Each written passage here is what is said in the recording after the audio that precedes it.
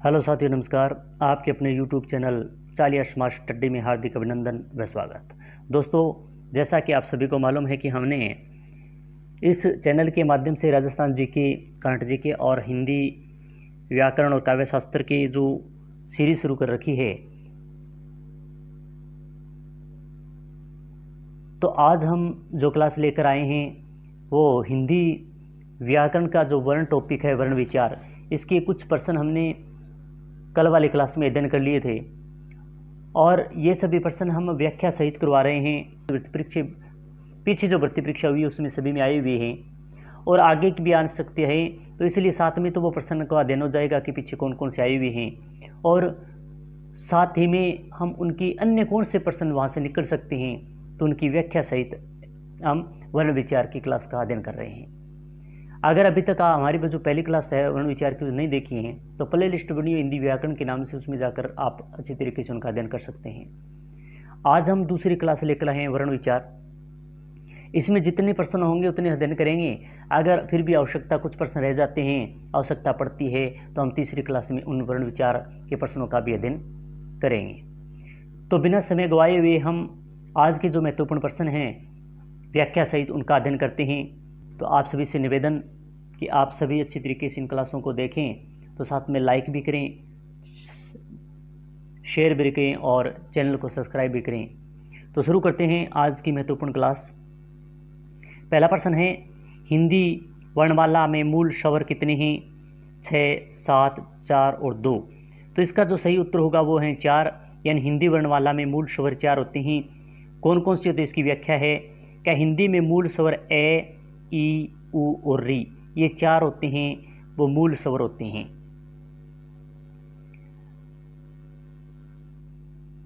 आगे वाला प्रश्न है कि जिन स्वरों के निर्माण में होठ गोलाकार हो जाते हैं उनको कहते हैं संवृत, अर्धसंवृत, वृत्ताकार या अवृत्ताकार। तो इसका जो सही उत्तर होगा कि होठ गोलाकार हो जाते हैं वो है वृत्ताकार, यानी वृत्त के समान गोल हो जाते हैं।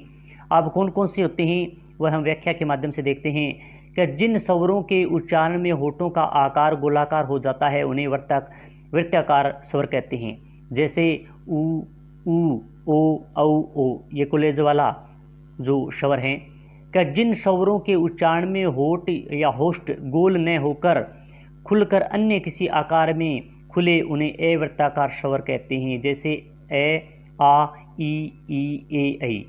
यानी ये तो जो शब्द जो वर्ण दिए गए हैं ये अवृत्ताकार वर्ण हैं और ये ऊपर जो दिए गए हैं ये वृत्ताकार स्वर हैं। संवृत स्वर का अर्थ होता है कम खुला हुआ मुख, जैसे ई, उ, ये संवृत स्वर होते हैं, ई, उ। और अर्ध संवृत स्वर का अर्थ होता है मुख का थोड़ा अधिक खुलना, जैसे ए, ओ। और विवृत स्वर का अर्थ होता है अधिक खुला हुआ मुख, ओ। क्रम में विवृत स्वर हैं। ये पटवार भर्ती परीक्षा 2011 में आया हुआ है, तृतीय श्रेणी शिक्षक भर्ती परीक्षा 2012 में और बहुत सी भर्ती परीक्षा में ये आया हुआ प्रश्न है। तो विवृत स्वर हैं ई, ए, उ, ओ। इन चारों में से बताना है कि कौन सा है। तो आ है, यह विवृत स्वर है। आगे वाला पड़ता है संवृत स्वर है, उ, दूसरा है ओ, औ, ए, ऐ, आ। तो इन चारों में से देखें तो उ दिया गया है, वह संवृत स्वर है। ऑप्शन संख्या 1 इसका सही उत्तर है। व्यंजन ध्वनियों का वर्गीकरण मुख्यतः कितने आधारों पर किया जाता है? 1, 2, 3, 5। तो इसका जो सही उत्तर है वह दो आधारों पर किया जाता है। और कौन कौन से है वो देखते हैं कि व्यंजनों को उच्चारण ध्वनियों की दृष्टि से 2 भागों में विभाजित किया गया है, उच्चारण स्थान के आधार पर और प्रयत्न के आधार पर। ये 2 प्रकार का इनका वर्गीकरण किया गया है। आगे वाला प्रश्न है, क्या निम्न में से संघोष अल्प प्राण है? क, द, छ, घ। तो इसमें जो द दिया गया है वह संघोष अल्प प्राण है। अब इसकी थोड़ी व्याख्या देख लेते हैं कि स्वर तंत्रियों में होने वाले गूंज या नाद कंपन के आधार पर वर्णों को 2 भागों में बांटा गया है। एक तो तय घोष या क्षय घोष भी बोल सकते हैं उसे। क्या जिन वर्णों का उच्चारण करते समय स्वर तंत्रियों में कंपन पैदा होता है उन्हें घोष वर्ण कहते हैं। ग, घ, अड़, ज, झ, ञ, ड, ढ, ण, द, ध, न, ब, भ, म। वर्णों के तीसरे, चौथे तथा पांचवा व्यंजन होता है वह सघोष वर्ण होता है। व्यंजनों का जो तीसरा, चौथा और पांचवा वर्ण होता है वह घोष या सघोष कहलाता है। और इसके साथ ही इसमें जो ये, रे, ले, वे, है, ये जो दिए गए हैं ये सभी या फिर सभी स्वर, इनकी संख्या 31 हो जाती है। ये सभी घोष या फिर संघोष होते हैं, यानी व्यंजन होते हैं। उन व्यंजनों में जो 25 हो गए, इन 2500 में जो तीसरा, चौथा, पांचवा तो वो हो गया, ये, रे, ले, वे, है हो गया, और प्लस सभी 11 स्वर हैं वो हो गए। तो इस प्रकार इनकी संख्या 31 हो गई। ये सभी घोष या संघोष कहलाते हैं। अब आता है दूसरा अघोष। दो प्रकार से बांटा गया था, पहला सघोष और दूसरा अघोष। कि जिन ध्वनियों के उच्चारण में स्वर तंत्रिकाओं में कंपन या गूंज उत्पन्न नहीं होता उन्हें अघोष वर्ण कहते हैं। इनकी संख्या 13 है। कैक है यानी पहला, दूसरा, चैच है, टैट है, दैध है, पैप है। वर्णों के पहले व दूसरे व्यंजन, यानी जो पहला और दूसरा व्यंजन है व्यंजनों का, वह इसके साथ ही से, से तथा श्वास वायु की मात्रा के आधार पर वर्णों के 2 भेद होते हैं। ये तो थे ऊपर। अब एक और दिया गया है कि श्वास वायु के आधार पर भी वर्णों के कितने भेद होते हैं, तो वो भी 2 भेद होते हैं। कौन कौन से होते हैं? पहला है अल्प प्राण और दूसरा है महाप्राण। अल्प प्राण में कि जिन वर्णों के उच्चारण में श्वास वायु मुख विवर से कम मात्रा में निकलती है उन्हें अल्प प्राण वर्ण कहते हैं। जैसे कै, घ, ड़, च, ज, ञ, ट, ड, ण, त, द, न, प, ब, म। वर्णों का प्रथम, तीसरा और पंचम, यानी वर्ण जो व्यंजन जो दिए होते हैं उन व्यंजनों का प्रथम, तृतीय और पंचम जो वर्ण होता है वह तथा अड़े, ये, रे, ले, वे, ये, रे, ले, वे, ये सभी क्या हैं? अल्प प्राण होते हैं। जैसे आप सभी व्यंजन लिख लें और व्यंजनों के ऊपर आम लिख दें, यानी पहले में अल्प प्राण, दूसरा महाप्राण, इसी प्रकार तीसरा अल्प प्राण, चौथा महाप्राण। अब महाप्राण में कौन से होते हैं? क्या जिन ध्वनियों के उच्चारण में मुख से निकलने वाली श्वास की मात्रा अधिक होती है उन्हें महाप्राण व्यंजन कहते हैं। जैसे घ, ग, छ, झ, ठ, ड, थ, द, प, फ और भ। वर्णों में द्वितीय, चतुर्थ वर्ण और स है, यानी वर्ण व्यंजन का दूसरा और चौथा जो वर्ण होता है स है होता है, वो सभी महाप्राण के अंतर्गत आते हैं। आगे वाला प्रश्न, स्वर तंत्रियों में कंपन के आधार पर हिंदी वर्णमाला में व्यंजनों के 2 वर्ग बनते हैं। कौन कौन से बनते हैं? अल्प प्राण या महाप्राण, सपर्श या अंतस्थ, अघोष या सघोष और उत्सम या सपर्श। तो इसमें जो अघोष और सघोष अभी हम पढ़ कर आए हैं, तीसरा ही इसका उत्तर सही होगा, क्योंकि ये स्वर तंत्रीय कंपन के आधार पर 2 प्रकार के बनते हैं, एक तो अघोष और एक सघोष। सघोष व्यंजन नहीं है ये बताना है। कैक है, धैन, ज, झ, ब और भ।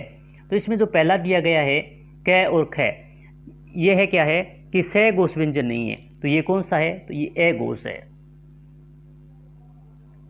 आगे वाला प्रश्न है, महाप्राण वर्ण कौन से हैं? घ, घ, कै, च, ये, रे, त और द। तो इसमें जो पहला दिया गया है ख और घ, ये क्या है? महाप्राण वर्ण हैं, बाकी नहीं है। आगे वाला प्रश्न, किस क्रमांक में सघोष व्यंजन है? यानी 4 दिए गए हैं, जैसे क और ख, ये, रे, त, थ और पैप है। इनमें से सघोष बताना है, तो सघोष अभी हम व्याख्या से ऊपर पढ़ कर आए हैं। तो इसका जो ये और रे है, यह क्या है? सघोष व्यंजन है। आगे वाला प्रश्न, किस क्रमांक में अघोष व्यंजन है? तैथ है, नैप, ब, दैध है और वह है। तो इनमें से जो अघोष व्यंजन बताना है कौन सा है? जो तय और थ दिया गया है, यह क्या है? अघोष व्यंजन है। किस क्रम में ए घोष व्यंजन नहीं है, यानी ए घोष व्यंजन किस में नहीं है, कै में, ये में, थे में और फे में। तो इन चारों में से देखें तो ए घोष व्यंजन जो नहीं दिया गया है वह है ये। तो ये रे ले वे ये किस में है, तो ये क्या है, से घोष के अंतर्गत आते हैं। दूसरा इसका सही उत्तर होगा। आगे वाला प्रश्न, किस क्रम में अलप प्राण ध्वनियां हैं, पै और धे, ठे और फे, कै और ले, खे और डे। तो इनमें से अलप प्राण ध्वनि कौन सी है, इसमें बताना है। तो इसका होगा तीसरा उत्तर, कै और ले में अलप प्राण ध्वनियां है, न कि महाप्राण ध्वनियां। निम्न में से अलप प्राण वर्ण कौन से हैं, कै गे, ए आ, पे फे और थे और छे। तो इसमें से जो कै और गे दिया गया है ये अलप प्राण ध्वनियां हैं, न कि महाप्राण। क्या निम्नलिखित में महाप्राण वर्ण है, महाप्राण वर्ण किसमें है, रे में, ले में, वे में, से में। तो इसमें जो महाप्राण और अलप्राण दो प्रकार के होते हैं। तो बच गए वो अलप्राण हो गए, महाप्राण है वो से है, प्राण के अंतर्गत आते हैं, मगर चौथा जो से दिया गया ये महाप्राण के अंतर्गत आता है। आगे वाला प्रश्न, क्या कौन सा वर्ण घोष नहीं है, ये बताना है, ए, छे, ए और डे। तो इनमें से जो छह दिया गया है ये घोष नहीं है, ये ए घोष है। अब घोष वर्णों की याद करने की एक ट्रिक भी है। क्या 3:45 बजे ब्यावर रैली में घोषणा हुई, 3 तीसरा वर्ण गे, जे, ढे, दे, बे और चौथा वर्ग का चौथा वर्ण घे, झे, डे, धे, भे और पांचवा वर्ग का पांचवा वर्ण डे, अणे, ये, अणे, ने, में। तो ब्यावर में ये वे, ब्याव वे आ गया, रैली में रेले, घोषणा में घोष संघोष वर्ण है। तो वी में है ही, 11 स्वर सभी, 11 मतलब सभी स्वर, हुई में ई 11 स्वर ये सभी। तो ये जो दिया गया है ये 45 बजे ब्यावर रैली में घोषणा हुई।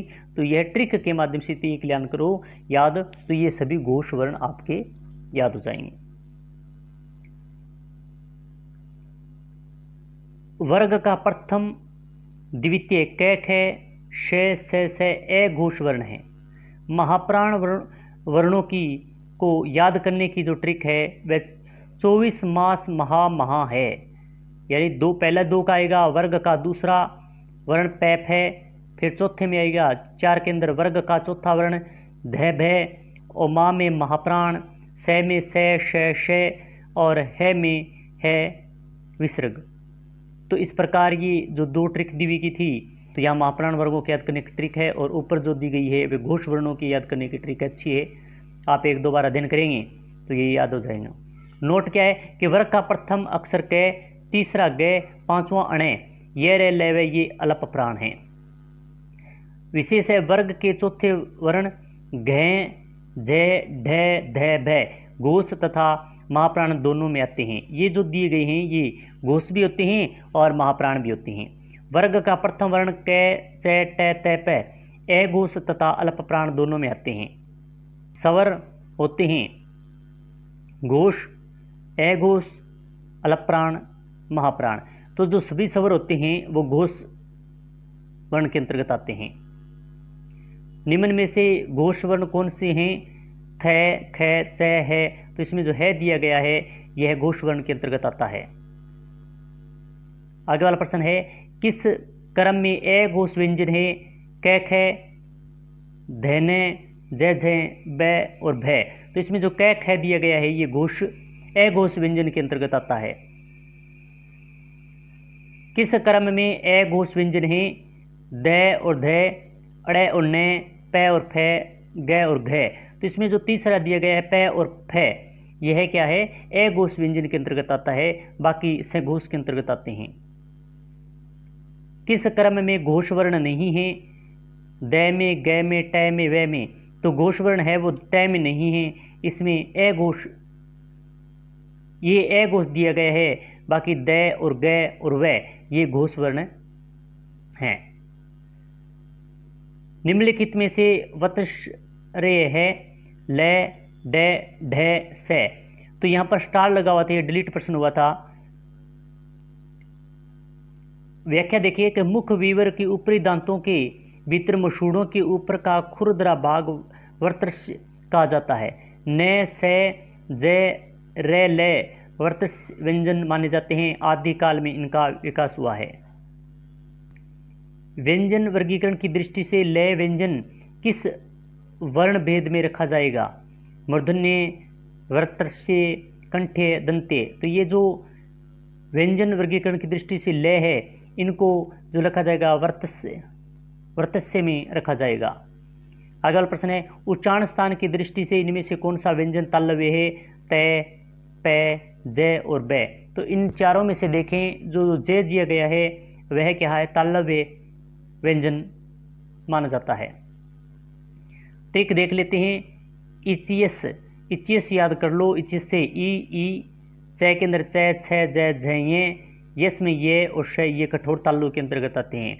यहाँ तालव्य कौन से होते हैं? इचियस होता है।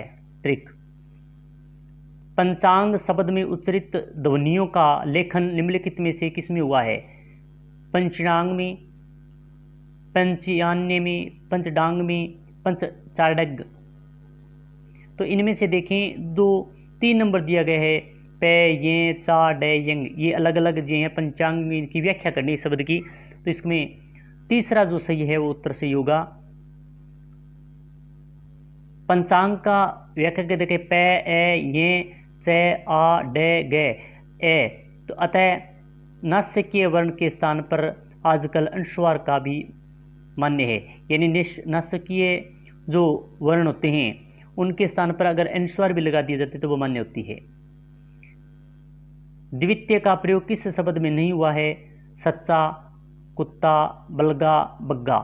तो यानी तीसरा जो दिया गया है बलगा, यानी एक जैसे उनसे इसमें चे चे, ते ते और गए गए, मगर इसमें ले और गए अलग आ गया, तो इस कारण इसमें द्वित्वत्व का प्रयोग नहीं। यानी दो तत्व, दो वर्ण एक जैसी हों वह द्वित्व है।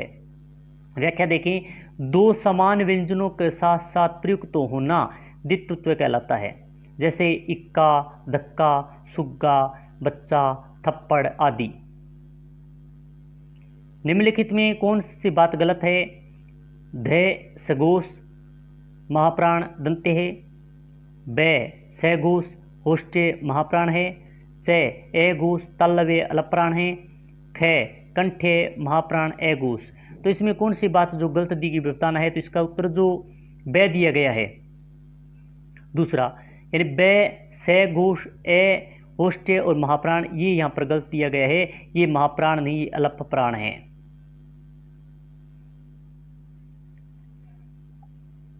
स्वर रहित रे का प्रयोग हुआ है ट्रक में, पुनर्निर्माण में, त्राष्टक में, शत्रु में। तो इसमें जो दूसरा पुनर्निर्माण दिया गया है इसमें नहीं है। कैसे? जैसे व्याख्या देखें, ट्रक में टे रे ए क ए, पुनर्निर्माण में पे उ न ए रे न ई रे, ब्रैकेट में मैं आ अण ए, और त्राटक में तय, तो तय बन गया रे आ, आगे इसमें टे ए और क ए। इसी पर शत्रु में स ए, तय और रे। पुनर्निर्माण में रे के बाद स्वर नहीं आया, रे के बाद स्वर नहीं है, तो इस प्रकार ये स्वर रे है वो स्वर रहित है। यदि नीचे का होठ पूरी तरह काट दिया जाए तो किस ध्वनि के उच्चारण में कठिनाई होगी? ले, बै, ध और ख। तो जो बै दिया गया है इसका सही उत्तर होगा, क्योंकि अब अगर नीचे का होठ काट देते हैं तो बै हम नहीं बोल सकते। ये बहुत बार परीक्षा में बहुत बार प्रश्न आया हुआ है। व्याख्या देखें, उ पै वर्ग में पै, फै, बै, भै, में उच्चारण स्थान होष्टे है। अगर इनको हम ओट अगर नीचे का काट देते हम नहीं बोल सकते। उत्क्षिप्त ध्वनियाँ का प्रयोग हुआ है आरजू, खसरा, पढ़ाई, जफर। तो इसमें जो पढ़ाई दिया गया है ये उत्क्षिप्त ध्वनियों का प्रयोग है इसमें पढ़ाई में। इसकी व्याख्या देखें कि जिसके उच्चारण में जिह्वा की नोक झटके से नीचे गिरती है तो वह उत्क्षिप्त या फेंका हुआ ध्वनि कहलाती है। जैसे डे और ढ उत्क्षिप्त ध्वनियाँ है, पढ़ाई में डे उत्क्षिप्त ध्वनि है। उच्चारण की प्रकृति और प्रयत्न के अनुसार हिंदी ड और ढ व्यंजनों की सही संज्ञा किस क्रमांक में है? उत्क्षिप्त में, पार्श्विक में, लुंठित में, अनुनासिक में। तो इसका जो सही उत्तर होगा वह है उत्क्षिप्त में। आगे वाला प्रश्न है स, श, स है कौन से व्यंजन कहलाते हैं? प्रकंपी, सप्रसी, संघर्षी, सप्रसी, संघर्षी। तो इसका संघर्षी है ये। व्याख्या देखें, जिन व्यंजनों के उच्चारण में दो उच्चारण अवयव इतनी निकटता पर आ जाते हैं कि बीच का मार्ग छोटा हो जाता है, तब वायु उनसे घर्षण करती हुई निकलती है, ऐसे संघर्षी व्यंजन स, श, स है, ख और ज, फ ये संघर्षी व्यंजन कहलाते हैं। व्यंजन वर्णों के संबंध में कौन सा विकल्प सम्मिलित नहीं है? ये बताना है। श, स संघर्षहीन है, ये व अर्धस्वर है, च, छ सपर संघर्षी है, ग और घ सपर्श व्यंजन है। तो इसका जो पहला दिया गया है श और श संघर्षहीन, ये गलत दिया हुआ है, ये सम्मिलित नहीं है। किस क्रम में पार्श्विक व्यंजन है? ट, ठ, ल और च। तो इसमें जो तीसरा ल दिया गया है इसमें पार्श्विक व्यंजन है। व्याख्या देखें, जिनके उच्चारण में जीवा का अगला भाग मुषुड़ों को छूता है और हवा पार्श्विक आसपास से निकल जाती है, वे पार्श्विक हैं। रू वर्ण विच्छेद किस क्रमांक में है? रे उ, रे उ, रे री, रे ई। तो इनमें जो दूसरा जो दिया गया है रे और उ बड़ा उ, तो इसका वर्ण विच्छेद है, इसका दूसरा सही होगा। इसकी व्याख्या देखें, रे उ रू, रे उ रू बड़ा हो गया, रे प्लस ई री। रे जब हलंत स्वर रहित होता है तो अगले व्यंजन के सर पर लगता है, जैसे परव परव, गर्व गर्व, वरव वर्ष। जब रे से पहला व्यंजन हलंत होता है तो रे पाई के नीचे तिरछा होकर प्रयुक्त होता है, जैसे कयादा प्लस रे कर यानी क्रेता बना। इसी पर प्यादा रे प्रभा बना। बिना पाई वाले व्यंजनों में रे नीचे के रूप में प्रयुक्त होता है, जैसे ट प्लस रे बराबर ट्रे या ट्रक बना, ट्रस्ट बना। इस प्रकार ये तीन प्रकार के रे के वर्णों का विस्तार किया गया है। जब रे किसी व्यंजन के पीछे आता है तो उसे वर्ण में स्थान मिलता है, ऊपर, नीचे, मध्यम और प्रारंभ में। तो वह नीचे में उसका स्थान मिलता है। व्याख्या देखें, जब रे स्वर युक्त होता है तो उसे व्यंजन के नीचे स्थान मिलता है। यदि रे से पहले हलंत स्वर रहित व्यंजन हो तो जैसे स्र तो बराबर से आधा रे आधा प्लस में ड्रम में डे प्लस रे प्लस ग। जब रे से पूर्व व्यंजन स्वर युक्त हो तो उसे मध्यम में स्थान मिलता है, जैसे क्रम क रे में या निराशा। किस क्रम में सपर संघर्षी व्यंजन है? छ, क, ख और ड। तो इसमें जो छ दिया गया है इसमें सपर संघर्षी व्यंजन है। जिन व्यंजनों के उच्चारण में सप्रश का समय अपेक्षाकृत अधिक होती है और उच्चारण के बाद वाला भाग संघर्षी हो जाता है, वे सपर संघर्षी कहलाते हैं, जैसे च, छ, ज और झ। किस क्रम में पश्चय स्वर है? ई, उ, ए, ऐ। तो इसमें जो दूसरा दिया गया है उ, इसमें पश्चय स्वर है। कजीवा के आड़ी स्थिति के स्थान पर स्वरों के तीन भाग होते हैं, अग्र, मध्य और पश्चय। जिन स्वरों के उच्चारण में जीवा का अग्र आगे का भाग सक्रिय रहता है उन्हें अग्र स्वर कहते हैं, जैसे ई, ए, ऐ। मध्यम, जिन स्वरों के उच्चारण में जीवा का मध्यम भाग ऊपर तालु की ओर उठता है उन्हें मध्यम स्वर कहते हैं, जैसे ए।